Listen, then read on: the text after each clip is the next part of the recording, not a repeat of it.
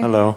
If we could start with the team news, any changes to the players you had available on Monday night? We're still assessing. It was a tough game, so we're still assessing one day to go. But players on recovery, we're still assessing. Morgan Gibbs-White obviously missed that one through suspension, but was also injured. Will he be fit? Do you know yet? Like this, it's a day-by-day process. Let's see how he's better today. Let's hope that he's better tomorrow and keep progressing like all the players, yeah. In terms of that, how pleased were you? He's always a big miss, obviously, for your side, but Elliot Anderson, stepped into that position, did really well, didn't he? Yes, in these games we had James also out, Danilo, Sangare, so in the midfield we were short, but Elliot did good in that position. They played together in Chelsea, different positions, but the roles were similar, so it was a good answer from the midfielders. Good. Look, there's a lot of positivity on the pitch at the moment. Another win on Monday. Just in terms of what's going on off it, we had the details of the stadium ban and why your owner, Evangelos Marinakis, has had his stadium ban released yesterday. Have you spoken to him at all? How is he feeling about it all? No, we didn't have a chance to speak about it, and it's an issue that is not on my concern, and I don't want to comment about that. Okay. In terms of all the headlines around that, is it a distraction at all? Is it anything that is impacting your side? Hopefully not. Hopefully not. What we have to stick to what we can control is in the side of the pitch, but hopefully it doesn't distract us and we keep on being focused and switch on for what is inside of the pitch.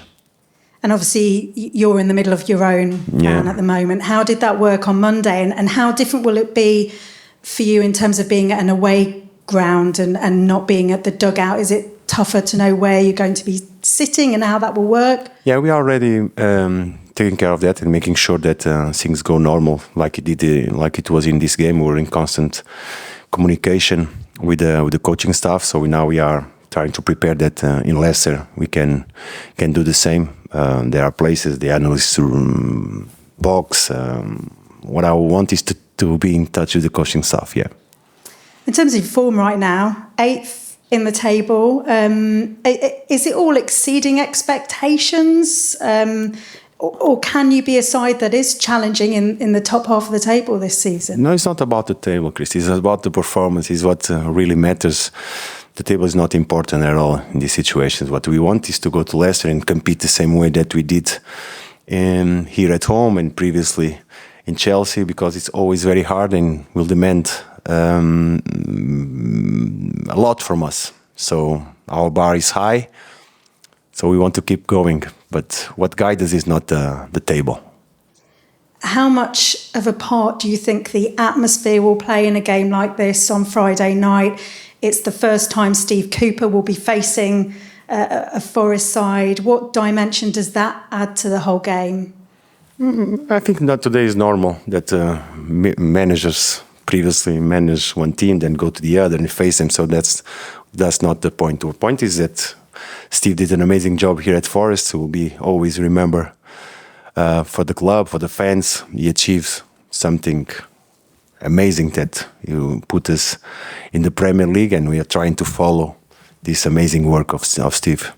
Do you know, obviously you say yourself, you've had to face former sides as Forest manager. Is there ever an extra motivation to want to beat that side? No, I don't think so. Today is so much... We are professionals. I don't see it this way.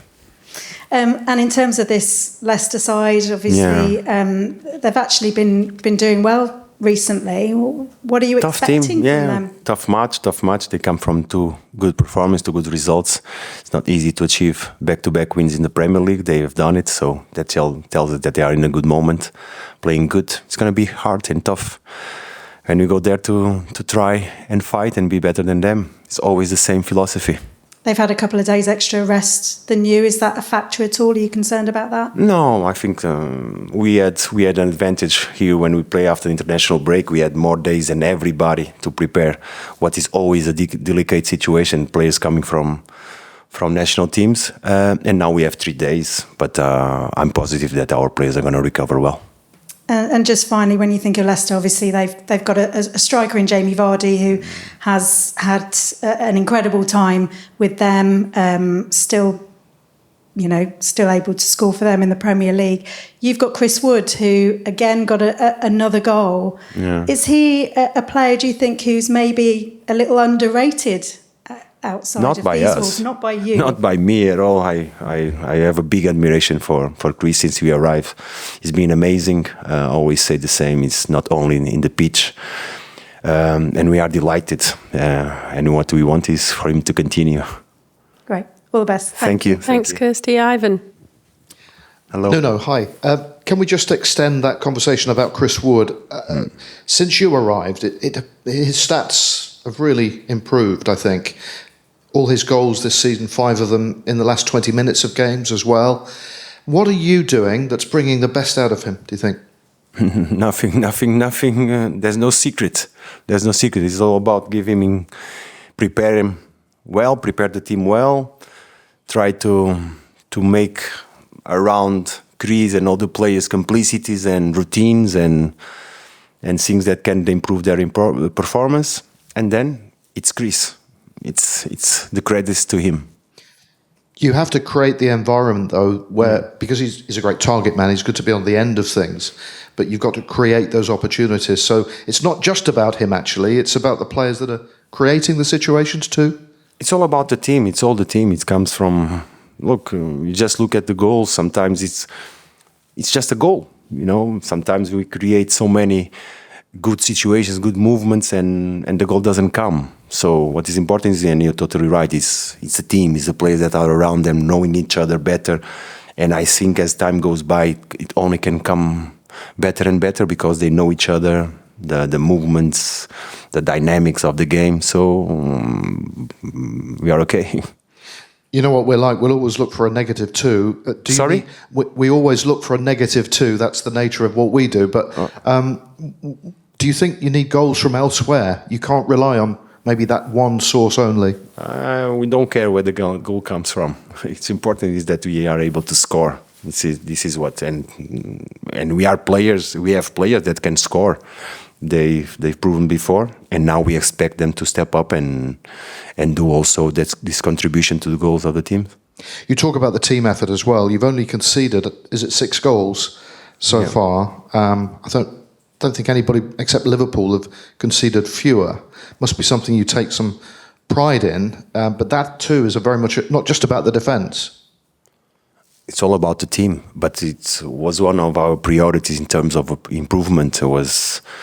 Was the basic since we start in pre-season that we have to become solid, more compact, don't allow too many chances, and we are allowing chances. Mats is doing fantastic well also. So, but it's all about the team. But compliments, when there are too many, they are not good. So we are doing well, period. We have to stay and improve. Don't think that it's over the moon. Is that where you have to strike that right balance? No, this is how I think, sir. Thank you very much. Good luck on Friday. Thanks, Ivan. Phil? Yes, hi. It's Phil from ITV Central. I want to ask you mentioned about the defence there. Yeah. What is it that you're doing that's giving you the second best defensive record in the Premier League? It's nothing special. Honestly, it's a basic word of what I believe that a football team has to become. Has to be. It has to be solid. It has to be compact. It has to be always covers, always helping each other, throwing your body in front of the ball. This is defending, and it's basic in football. If you ignore this aspect of the game, things become much harder. If you only rely how and where and how many you're going to score. It's the other way around. I see it the other way around. And just, it's been touched upon before, and it's obviously East Midlands derby. Yeah. You get excited, it's another game, but for the fans, it's a huge thing for them. How important is it to give them something to cheer about? Because they are emotionally invested in games like this. Of course, it's always what we try to do, no matter which game it is. This is a special one because it's just around the corner, and it means a lot for all of us that are here. And what we gonna do is what we do all the games: run as crazy, work as hard as we can, and have talent to win the match. Thanks, Phil. Jordan? Yeah. Yeah, sure. Leicester are currently looking for their third consecutive win, and Forest are in great form this season too. Is this going to be a derby to remember? We're gonna do all that we can that bring us good memories for us. Tactically, how do you expect Leicester to line up against you? We've been analysing the previous matches against Bournemouth and Southampton. I think in the second half of Southampton match, Leicester really improved. So we are expecting basically what we've been seeing in these two previous matches. Not big changes, but a very good team of football. Talented players. Okay. Mm-hmm. Sorry? If you've got a message for the fans as they go into the derby? Help us as much as you can, please. Thank you very much. Cameras off, please. Written section embargo till 10.